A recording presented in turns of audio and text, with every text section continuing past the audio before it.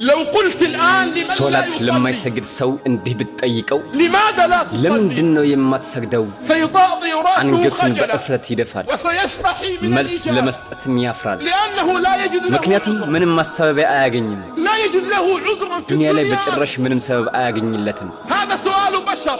سيخجل እንደዚህ ያሳፈረው የሰዎች ጥያቄ ነው بالله عليك በአላህ ይሆነብህ لو أن الذي سأله ይህንን ጥያቄ ጠየቀው አላህ ቢሆንስ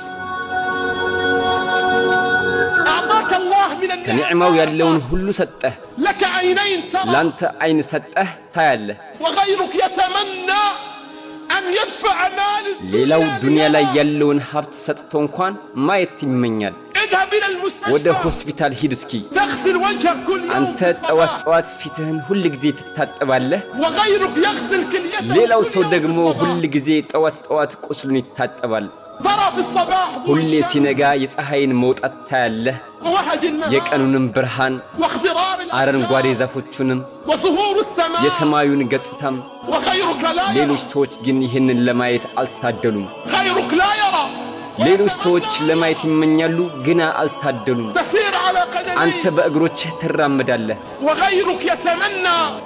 أن يسير على ሌሎች قدميه ሰዎች ግን በእግራቸው መራመድን ይመኛሉ حتى يصل إلى المسجد بأسرع ما يكون በተቻላቸው ፍጥነት ወደ መስጂድ ሄደው ተክቢረተል ኢህራም ላይ ለመድረስ لك يدين እጆች አሉ تسمع ትሰማለህ أنت الآن جالس تسمعني አሁን አንተ ቁጭ ብለህ እየሰማኸኝ ነው غيرك لا ሌሎች يسمع ግን አይሰሙም غيرك يتمنى أن يسمع صوت أبيه የአባቱን የልጆችን ድምጽ መስማት ቢመኝም أليست هذه من ይሄ النعم؟ ጸጋ አይደለምን لابد أن تدركها قبل أن يدركك الموت ሞት ይዞህ አላህ ፊት ከመቆምህ በፊት ልትጠቀምበት አይገባምን إن الذي سيسألك وسيسأل አላህ ነው አንተንም እኔንም የሚጠይቀን فهل أعددنا للسؤال ለጥያቄውስ መልስ አዘጋጅተንለታልን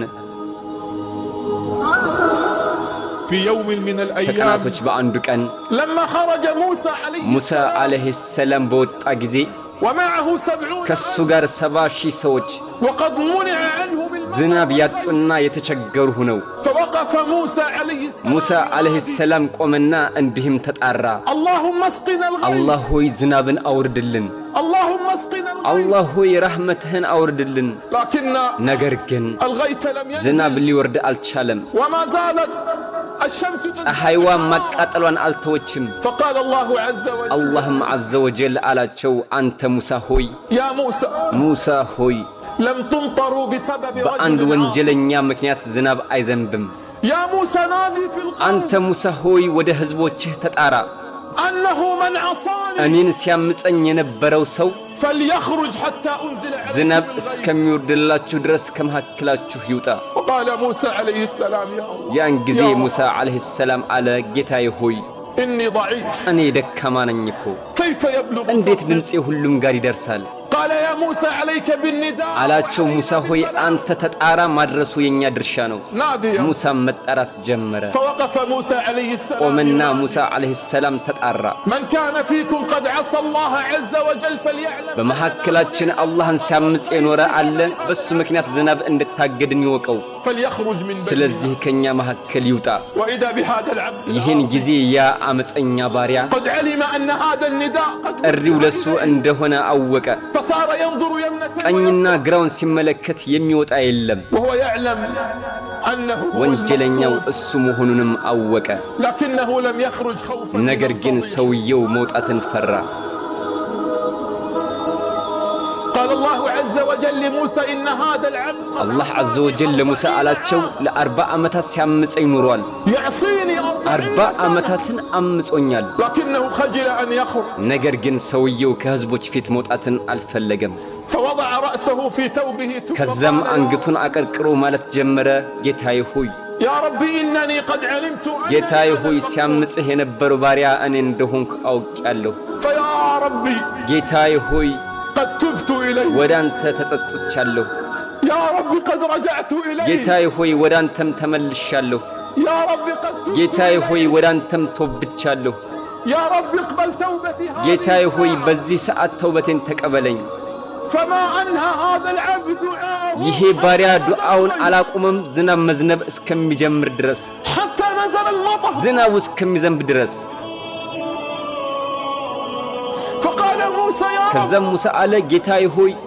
قد انظرنا ولم يخرج العبد ወንጀለኛው ባሪያህ ሲወጣ አልተመለከትንም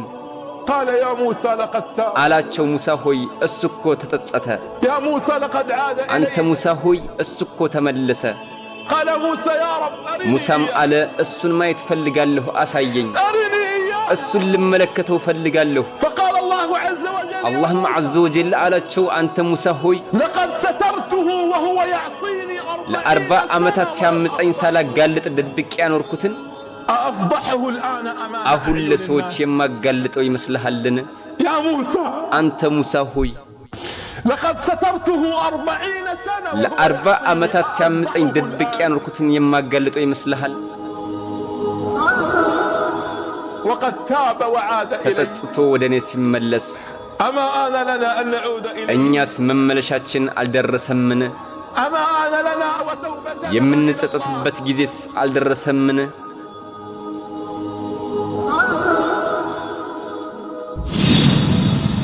አኺራ ቲዩብ እስላማዊ ቻናል